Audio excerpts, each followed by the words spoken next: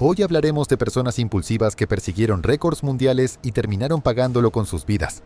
Desde una tapa de bote de basura descendiendo por una montaña cubierta de hielo a más de 80 kilómetros por hora, hasta un competidor de comida que decidió inhalar caballitos de vodka. Intentos de romper récords mundiales que dejaron horrorizados para siempre a quienes los presenciaron. Era el 16 de febrero de 2015, en las montañas Bucegi, en Rumania, donde una tapa verde de bote de basura se convirtió en lo último a lo que se aferraría un ex empleado de una estación de esquí, mientras viajaba a 90 kilómetros por hora. Derek Polgar tenía 28 años y había sido despedido de su trabajo como operador de un telesquí durante la temporada anterior, por descender en un trineo de mantenimiento por una pista cerrada después del horario laboral, una infracción que él había defendido diciendo que solamente se estaba divirtiendo. Durante los 8 meses anteriores había vivido en un hostal de Brasov, pagando su cama mediante trabajos ocasionales y con la ayuda esporádica de una hermana mayor. Entre los huéspedes habituales del hostal tenía la reputación de ser un tipo dispuesto a probar cualquier cosa al menos una vez, siempre y cuando pudiera grabarse. Ese día no llevaba casco, equipo de seguridad, ni tenía un verdadero plan para el descenso, más allá de esperar que la grabación le permitiera conseguir un récord mundial. Aquella mañana, la subida a la montaña fue su tercer intento en la misma pendiente. Según los testigos, había calculado que durante una prueba alcanzó aproximadamente 72 kilómetros por hora, utilizando el cronómetro de un teléfono y un tramo de la carretera previamente medido cerca de la parte inferior del descenso. Es una locura pensar que realmente creyera que podía ir todavía más rápido. Creo que la tapa jamás fue diseñada para algo así, y Derek debió saberlo en algún nivel. Era una endeble tapa verde de plástico, de las que se utilizan para los botes de basura domésticos, con 2 pedazos de cuerda atravesando unos agujeros perforados en el borde delantero, para funcionar como agarraderas improvisadas.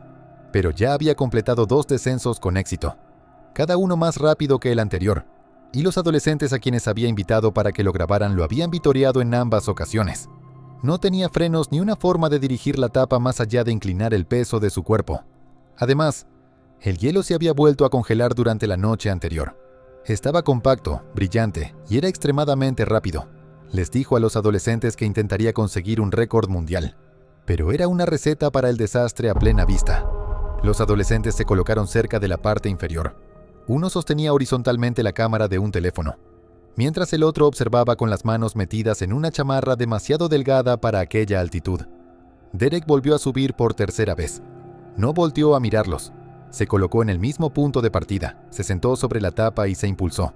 La grabación del teléfono lo mostraba agachándose inmediatamente, acercando las rodillas al pecho y sujetando con fuerza las cuerdas con ambos puños. El hielo era liso y la aceleración fue rápida y constante. La tapa vibraba ligeramente al pasar sobre pequeñas imperfecciones de la superficie congelada. La cámara lo siguió cuando dejó atrás la línea de árboles y la carretera se enderezó en el tramo final de la pendiente. Se movía más rápido que en cualquiera de los 2 intentos anteriores. Entonces la tapa comenzó a tambalearse. Creo que el movimiento empezó siendo pequeño, una oscilación de izquierda a derecha que, según se observa en la grabación, comenzó aproximadamente a la mitad de la pendiente, a 90 kilómetros por hora, velocidad que posteriormente calcularon los investigadores utilizando las marcas de tiempo del video y la distancia medida de la carretera. Un tambaleo no se corrige por sí solo. Se vuelve cada vez peor. La tapa giró de lado cuando Derek se encontraba aproximadamente a 49 metros de la parte inferior. Derek no se cayó exactamente. Más bien, salió disparado. Su cuerpo se separó del plástico cuando el giro lo lanzó hacia la izquierda, directamente hacia una alcantarilla de drenaje de concreto que corría paralela al borde de la carretera. El impacto no produjo un solo sonido. Los adolescentes escucharon primero un fuerte crujido. Inmediatamente después escucharon un sonido más húmedo, y finalmente, un largo raspado que continuó incluso después de que Derek ya había pasado junto a la alcantarilla. Durante el giro, su pierna izquierda quedó torcida debajo de su cuerpo contra el borde de concreto. La fuerza estuvo a punto de amputarla por debajo de la rodilla.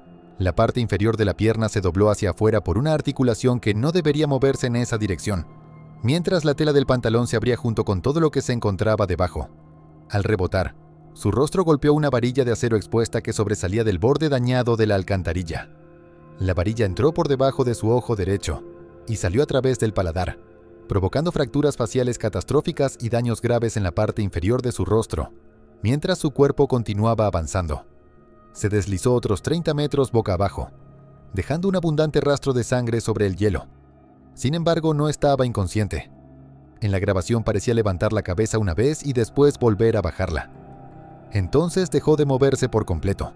Los adolescentes llamaron inmediatamente a los servicios de emergencia y siguieron las instrucciones del operador mientras esperaban la llegada del equipo de rescate de montaña.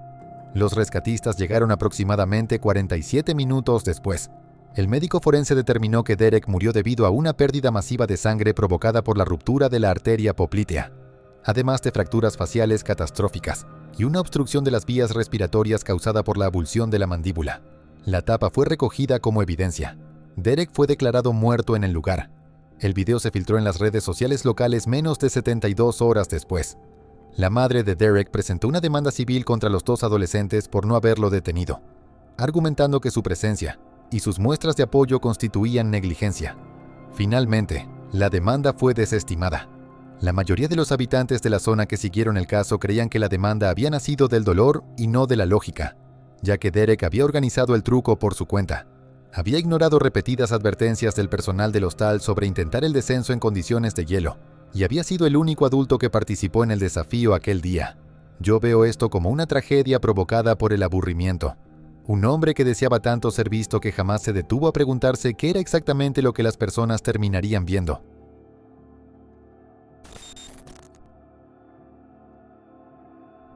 El siguiente intento de récord mundial también está relacionado con la naturaleza, pero preferiría morir en una montaña antes que sufrir lo que ocurrió en esta historia. Era el 2 de noviembre de 2016, en Rurrenabaque, Bolivia. Una mujer entró en una choza utilizando un chaleco especial y salió en una camilla poco tiempo después. El Quispe tenía 34 años y era una guía de ecoturismo desilusionada que se había cansado de llevar a turistas adinerados hasta cascadas que apenas se molestaban en observar. Mantenía un pequeño blog sobre la conexión extrema con la naturaleza, donde publicaba fotografías de sus antebrazos cubiertos primero de picaduras de abejas y avispas, después de picaduras de hormigas y, finalmente, de picaduras de hormigas bala. Probablemente creía que la exposición repetida generaba tolerancia y que soportar el dolor era una forma de demostración espiritual. En su última publicación describió su intención de establecer un nuevo récord mundial, utilizando durante el mayor tiempo continuo posible un chaleco lleno de hormigas bala vivas. No tenía formación médica y había descartado reacciones anteriores, como inflamación en la garganta y opresión en el pecho, considerando las partes normales del proceso. Una vez vi algo parecido en un programa de televisión, donde un hombre hacía lo mismo, pero con serpientes venenosas.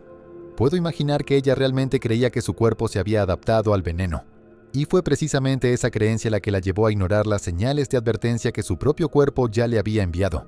Sus amigos de la comunidad recolectaron más de 100 hormigas bala utilizando guantes de goma. Las tranquilizaron con humo y sumergiéndolas brevemente en una preparación de hierbas. Lara tejió un chaleco con hojas de coco y dejó pequeños agujeros distribuidos entre las secciones del tejido. Las hormigas, reanimadas y agitadas, fueron introducidas en los agujeros con la cabeza orientada hacia el interior. En realidad, existen varios videos de esto en YouTube. Los mismos habitantes habían realizado pequeños rituales durante generaciones, pero únicamente como una iniciación con guantes que duraba unos minutos, no como una prueba de resistencia con un chaleco durante varias horas. Según los informes, un residente de mayor edad le advirtió que las picaduras repetidas podían hacer que su cuerpo reaccionara cada vez peor, no mejor. Lara había pedido específicamente que se realizara de esa manera. Le dijo a Leo que quería que el intento fuera grabado de principio a fin como prueba del récord. Se colocó descalza sobre el piso de tierra compactada de una choza abierta situada cerca del río. Su camarógrafo, Leo, se posicionó a unos 2 metros de distancia. La mañana era húmeda y no había viento. El río Beni avanzaba lentamente más allá de la línea de árboles y el aire olía a arcilla mojada y fruta podrida. No entraba ninguna corriente de aire en la choza. Leo describiría posteriormente los primeros 30 minutos como algo casi insoportable de observar. Lara gritaba, temblaba. Después comenzó a gritar todavía más fuerte y finalmente vomitó sobre el piso. Creo que lo que Leo estaba presenciando no era una demostración de resistencia, sino una emergencia médica grave, y él no tenía forma de distinguir una cosa de la otra. A los 82 minutos, su respiración se convirtió en jadeos superficiales. Cada inhalación podía verse en el movimiento de sus clavículas. A los 91 minutos, sus pupilas estaban fijas y dilatadas. Dejó de moverse por completo, pero permaneció de pie. apoyada ligeramente contra uno de los postes que sostenían la choza.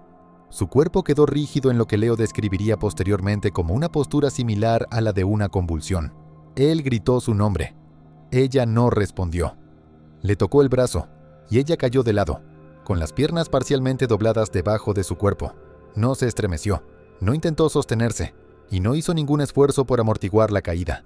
Sus labios estaban azules. El chaleco permanecía adherido a su cuerpo, con las hormigas todavía moviéndose. Leo la cargó hasta su camioneta, y condujo casi 32 kilómetros por camino sin pavimentar hasta la clínica más cercana. En aquella región no existía un servicio de ambulancias. Un médico la declaró muerta al llegar.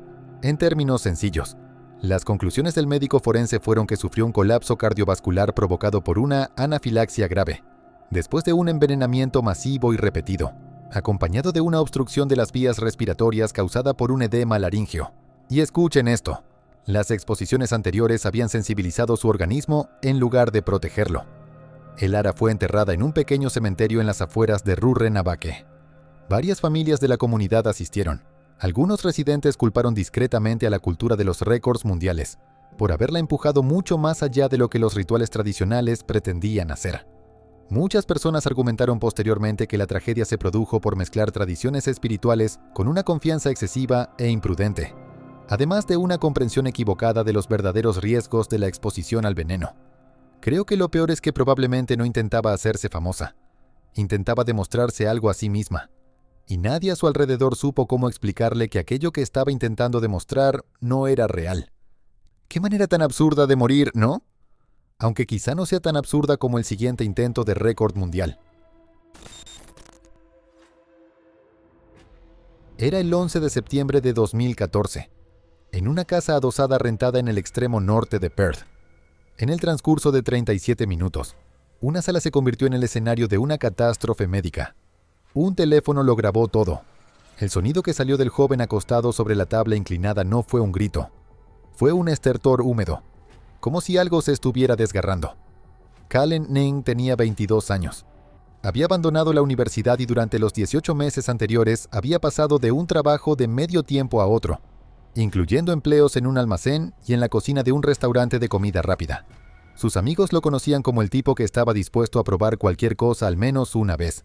Dormir dentro de un refrigerador descompuesto para grabar un video o beber una botella completa de salsa picante como parte de un reto. No tenía formación médica. Por lo que he leído, su reputación dentro de una pequeña comunidad de Internet se basaba en ser capaz de soportar la incomodidad durante mucho más tiempo de lo que parecía razonable.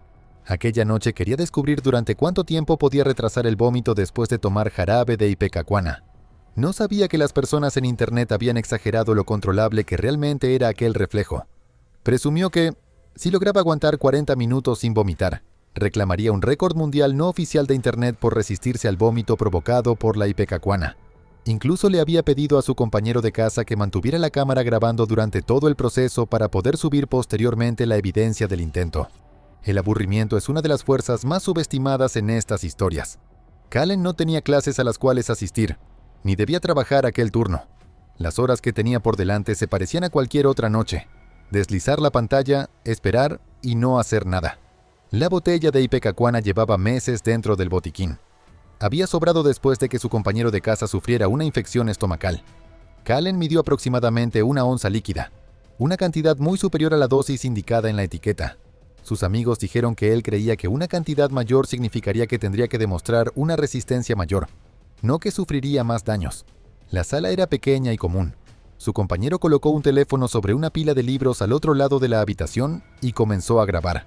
Callen se tomó el jarabe de un solo trago, se recostó sobre la tabla y comenzó a beber pequeños sorbos de agua con bicarbonato de sodio. Respiraba lentamente con el diafragma, manteniendo la mirada fija en el techo. Su compañero se sentó en el sillón y observó en silencio. Pasaron varios minutos sin que ocurriera nada. A los 33 minutos, Callen cambió de posición y colocó una mano sobre el esternón. Su respiración cambió. Se volvió más superficial y controlada. Su compañero diría posteriormente que notó una capa de sudor en la frente de Callen, pero supuso que se debía al esfuerzo. A los 37 minutos, una arcada violenta atravesó su cuerpo. No fue una arcada normal. El sonido fue grave y seco, como si algo se hubiera desgarrado. Vomitaría un líquido ligero y amarillento. Entonces sufrió una segunda arcada antes de que pudiera volver a respirar. Su garganta se cerró mientras la presión aumentaba dentro de su pecho. Esta vez, la sangre salpicó la tabla y su camiseta. Su compañero se levantó. Kallen produjo un sonido húmedo y burbujeante mientras se sujetaba el pecho por encima del esternón. Tenía los ojos abiertos por completo. Intentó decir algo, pero de su boca solamente salió una exhalación burbujeante. Después cayó de frente sobre la tabla y su nariz golpeó la madera contrachapada con un sonido sordo. Continuó consciente, pero estaba desorientado. Intentó levantarse débilmente con los brazos antes de desplomarse nuevamente. Durante los siguientes 20 minutos, su compañero observó cómo comenzaba a inflamarse el cuello de Kallen. Una hinchazón blanda descendió por la parte superior de su pecho, como una masa de pan que estuviera creciendo. La piel se veía extraña, y producía una especie de crujido al tocarla cuando su compañero intentó girarlo. Quizá fue aquel detalle, el aire atrapado debajo de la piel, lo que hizo que su compañero comprendiera que la situación era real. Los paramédicos llegaron 14 minutos después de que su compañero realizara la llamada. Kallen seguía consciente, pero estaba en estado de shock. Respiraba con dificultad y la inflamación ya cubría todo el pecho y subía hacia la mandíbula. Murió durante una toracotomía de emergencia realizada en un hospital 3 horas después. En términos sencillos, el informe del médico forense determinó que sufrió una ruptura de 6,1 centímetros en la parte inferior del esófago, provocada por las arcadas violentas contra una vía respiratoria cerrada, lo que permitió que, como ya he dicho, el aburrimiento se volvió mortal porque nadie le había explicado que el límite entre lo incómodo y lo letal es invisible hasta que lo cruzas. Ese vacío, ese silencio y aquel largo periodo de tiempo sin supervisión lo mataron con la misma eficacia que el jarabe. Nuestra siguiente historia es tan primitiva como estúpida. Era el 14 de julio de 2017, en un pastizal azotado por el viento en las Hébridas exteriores, Escocia. Creo que la parte más aterradora no es la máquina ni la venda sobre los ojos. Es el hecho de que Santa ajustó la posición de sus pies después del primer fallo. Avanzó unos centímetros hacia adelante y hacia la derecha, mientras su amiga continuaba grabando. Nadie gritó, nadie la detuvo. Santa Kilpi tenía 29 años. Era finlandesa y había pasado 8 años viajando con un pequeño grupo de circo contemporáneo, hasta que una lesión en la muñeca puso fin a su contrato. Tenía fama de ser muy precisa en las acrobacias realizadas en pareja. Sin embargo, después de la lesión comenzó a trabajar turnos ocasionales en un bar y en una planta procesadora de pescado. Llevaba meses intentando regresar al espectáculo, documentando récords mundiales oficiales y fracasando en su departamento. Ahorró dinero para comprar la máquina con la ballesta. El viaje a las islas tenía únicamente el propósito de crear contenido. Le dijo a una amiga que necesitaba algo dramático para llamar la atención. La máquina utilizaba una ballesta compuesta modificada, montada sobre una estructura motorizada que volvía a tensarla automáticamente. Estaba preparada para disparar un virote de ballesta estándar cada 4 segundos, aproximadamente 233 km por hora. Santa midió una distancia de 8 metros desde el mecanismo de disparo. Durante las prácticas con los ojos abiertos consiguió atrapar 6 de 10 virotes. Nunca había intentado hacerlo con los ojos vendados antes de aquella tarde, lo cual me parece una locura. ¿Qué tan impulsiva puede llegar a ser una persona impulsiva?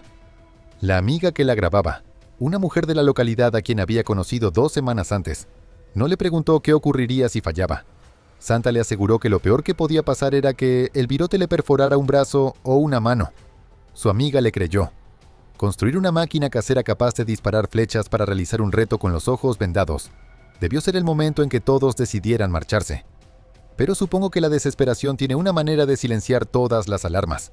La primera flecha pasó junto al hombro izquierdo de Santa y quedó clavada en el césped detrás de ella. Ella se rió y ajustó ligeramente su postura hacia adelante y hacia la derecha. Creo que aquel pequeño cambio en la posición de sus pies, avanzando apenas unos centímetros hacia adelante y hacia la derecha después del primer fallo, fue la diferencia entre un incidente cercano y una herida mortal. Su amiga vio lo que había ocurrido y no dijo nada. Aquel silencio fue otra clase de accidente. La máquina volvió a prepararse con un zumbido mecánico mientras el motor jalaba la cuerda hasta colocarla nuevamente en su posición. La segunda flecha salió disparada, golpeó a Sana en el pectoral derecho y penetró justo debajo de la clavícula. El virote se hundió casi 13 centímetros y cortó la arteria subclavia. Su cuerpo se sacudió. Su amiga escuchó un impacto húmedo y después la exhalación brusca de Sana. La grabación mostraba a Sana intentando alcanzar con ambas manos la flecha clavada en su pecho. Cerró los dedos alrededor del asta y retrocedió tambaleándose, dominada por el pánico. Cuando perdió el equilibrio y giró de lado, la parte sobresaliente del virote golpeó su antebrazo y su torso. El movimiento arrancó el asta de la herida. La sangre comenzó inmediatamente a salir de la lesión en chorros rítmicos, salpicando la parte delantera de su camiseta y el pasto situado a varios metros de distancia. Su amiga gritó. Santa cayó de rodillas. Su rostro mostraba confusión. Tenía la boca abierta y los ojos continuaban cubiertos por la venda. Avanzó aproximadamente 3 metros. Menos de un minuto después del disparo de la segunda flecha. Dejó de moverse y quedó tendida boca abajo. La ambulancia más cercana tardó 19 minutos en recorrer la carretera de un solo carril. Los paramédicos encontraron a Sana en paro cardíaco, sin pulso detectable ni respiración espontánea. Después de confirmar la pérdida catastrófica de sangre y el paro prolongado, fue declarada muerta en el lugar. El informe forense determinó que murió por desangramiento debido a la ruptura total de la arteria subclavia. Cuando el virote fue arrancado durante su caída, desapareció la poca presión que el asta ejercía dentro de la herida. Esto convirtió un periodo en el que todavía habría sido posible salvarla en una hemorragia catastrófica. Hay algo que vale la pena recordar para cualquiera que alguna vez se encuentre en una situación como esta. Cuando un objeto haya penetrado el torso, el cuello o la ingle, déjenlo exactamente donde está. No lo retiren. Ese objeto podría ser lo único que esté reduciendo o bloqueando la hemorragia. Santa Kilpi no lo sabía. Su amiga tampoco sabía que debía gritarle que dejara de tocarlo. La máquina fue posteriormente desarmada y destruida después de que los investigadores terminaran de documentar la escena y examinar el dispositivo de lanzamiento. No se presentaron cargos. La siguiente historia trata sobre algo en lo que realmente llegué a pensar cuando era niño. Por suerte, no tenía forma de hacerlo cuando era un niño joven y estúpido. Sin embargo, este hombre sí pudo hacerlo. Era el 13 de octubre de 2018, sobre la fría superficie azul del lago de Annecy, en el este de Francia, donde un hombre de 41 años entró en una pelota de vinilo de aproximadamente 2,4 metros de ancho y comenzó a caminar hacia un récord mundial. Thomas Horvath era un esloveno que administraba un parque de Sorbing en los Alpes, un negocio que consistía en hacer que las personas rodaran por colinas dentro de enormes pelotas inflables. Había pasado años probando equipo, capacitando al personal y observando a los turistas reír mientras atravesaban pendientes cubiertas de pasto. Sin embargo, quería hacer algo más grande: cruzar una extensión de agua. Había modificado una pelota de hámster estándar fabricada con vinilo, cortando orificios adicionales de ventilación porque creía que evitarían la acumulación de dióxido de carbono durante la larga caminata. Su plan era recorrer casi 2 kilómetros a través del lago. Su exesposa y su hija adolescente pensaban que estaba actuando de manera imprudente. Cuando tantas personas te aconsejan que no hagas algo, entiendo que pueda aparecer el impulso de querer hacerlo todavía más. Ya había completado recorridos similares, aunque más cortos, en lagos pequeños cercanos a su casa en Eslovenia. En aquellas ocasiones, siempre había contado con una embarcación cerca. Esos intentos habían tenido éxito. Se convenció de que la distancia más larga era solamente una cuestión de resistencia, no de ingeniería. Los orificios de ventilación parecían tener sentido. Una mayor circulación de aire significaba más oxígeno. Creo que no calculó que aquellos agujeros podían debilitar las uniones cuando fueran sometidas a una presión constante o permitir la entrada de agua, reduciendo la flotabilidad con el paso del tiempo. La temperatura del agua aquella mañana era de 12 grados Celsius. El aire estaba inmóvil. Las montañas alrededor del lago conservaban los últimos colores del otoño. La embarcación de apoyo era un pequeño bote inflable motorizado, rentado en una marina local. El conductor, un trabajador de temporada de 28 años, dijo que jamás había participado en algo parecido, pero el aspecto relacionado con el récord mundial había despertado su curiosidad. Tomás lo había contratado para aquel día mediante un anuncio publicado en Internet. El bote llevaba una cuerda, un salvavidas y un teléfono. Posteriormente, el conductor les dijo a los investigadores que desde el principio se había sentido intrigado, pero también incómodo. Tomás entró en la pelota desde un muelle de madera. Selló la compuerta de entrada y comenzó a caminar. La pelota giraba lentamente, y la cubierta de vinilo se deformaba ligeramente contra el agua. Los primeros 300 metros transcurrieron sin problemas. El bote avanzaba lentamente unos 15 metros detrás de él. Cuando había recorrido aproximadamente 600 metros, el conductor notó que la pelota parecía más blanda, menos rígida, y con más arrugas en la parte superior. Le gritó, pero Thomas no lo escuchó. El conductor aceleró ligeramente para reducir la distancia. Cuando se encontraban aproximadamente a 900 metros de la orilla, el conductor escuchó un chasquido apagado por encima del ruido del motor fuera de borda. No fue demasiado fuerte, pero la pelota se colapsó inmediatamente hacia adentro. Su forma se hundió como una lata de refresco aplastada por un pie. Posteriormente, el conductor describió el sonido como el de un pulmón desinflándose. En lugar de permanecer rígido alrededor de Thomas, el vinilo perdió por completo su estructura y quedó extendido sobre la superficie del agua.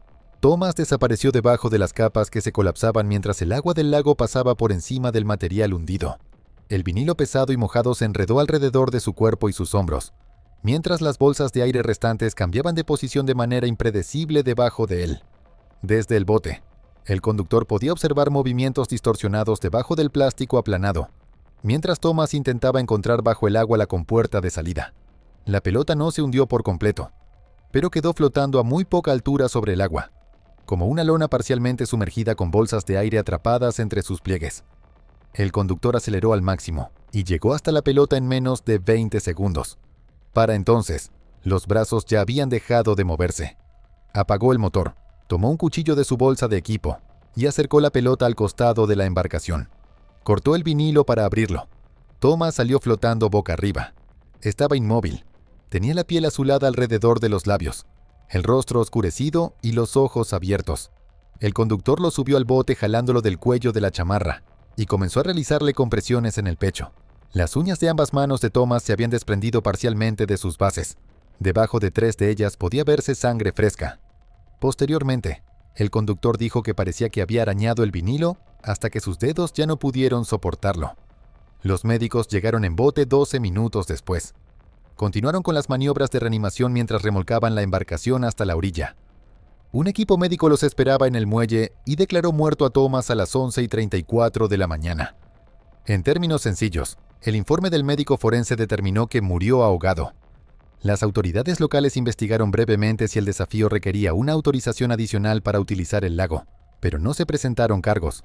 La exesposa de Thomas viajó desde Eslovenia junto con su hija de 14 años para reclamar el cuerpo. Organizó un pequeño funeral en la ciudad donde vivían. El parque de Sorbin continuó funcionando bajo una nueva administración. La peor parte es que Thomas probablemente creía que los orificios de ventilación lo hacían estar más seguro. Provocaron exactamente lo contrario. Crearon puntos débiles.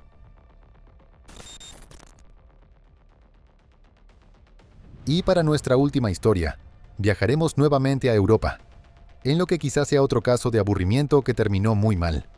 Era el 12 de enero de 2018, en la pequeña recámara de un departamento en Oradea, Rumania, donde 2 jóvenes sostenían teléfonos y un tercero estaba sentado frente a una mesa plegable con un popote de plástico pegado a un vaso para caballito.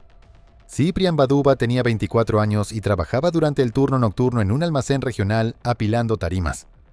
Poseía récords locales no oficiales por comer 2 docenas de huevos crudos en menos de 10 minutos y beber 1 litro de aceite de girasol sin vomitar. Dentro de un pequeño círculo de competidores aficionados de comida, tenía la reputación de ser capaz de consumir prácticamente cualquier cosa sin sufrir arcadas.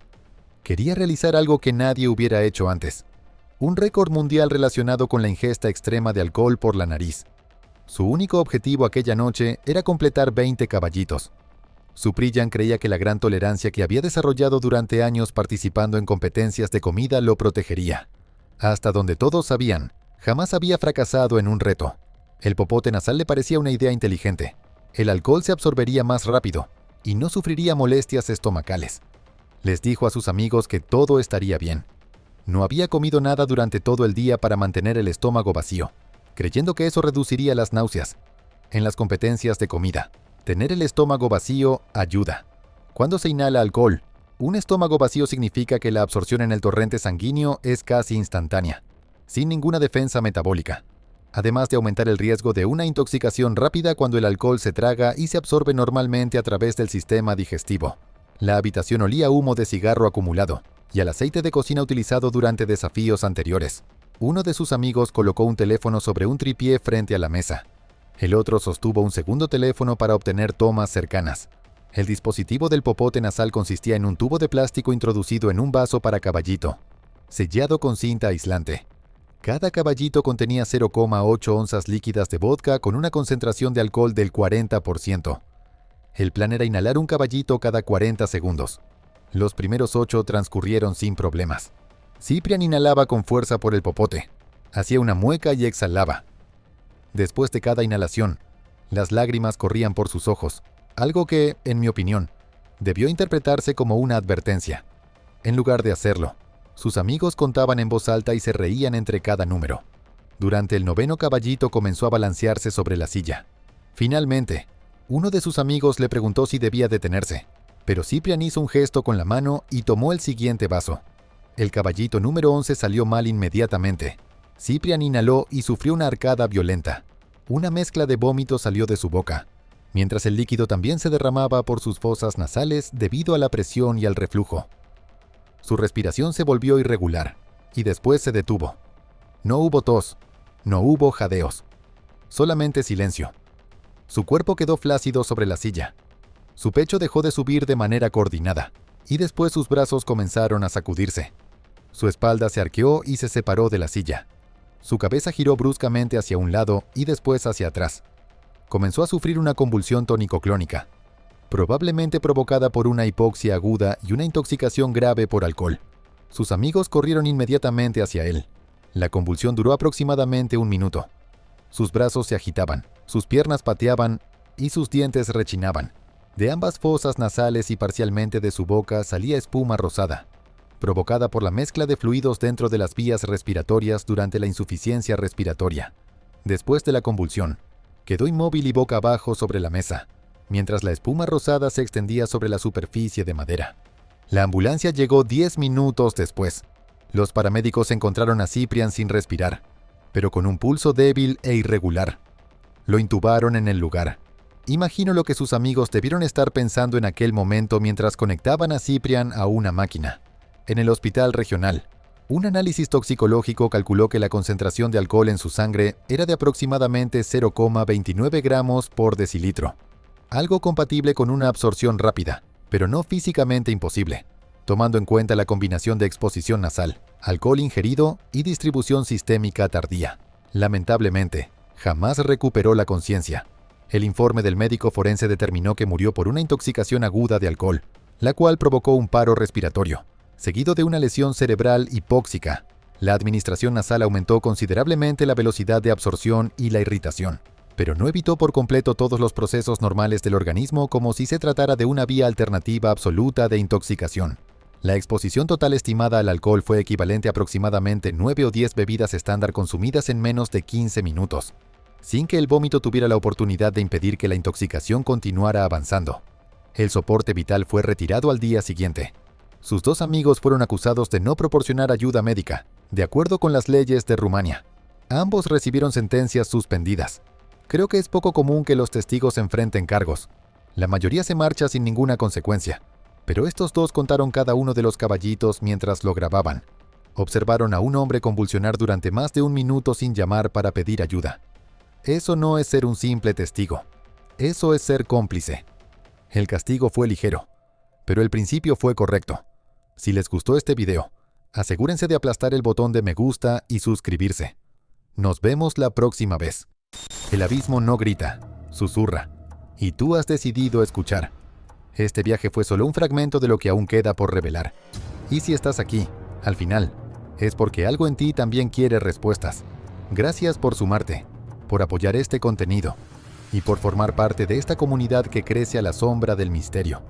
Te invito a suscribirte, a dejar tu comentario, a encender esa campanita para que no te pierdas nada, porque lo que viene es aún más profundo.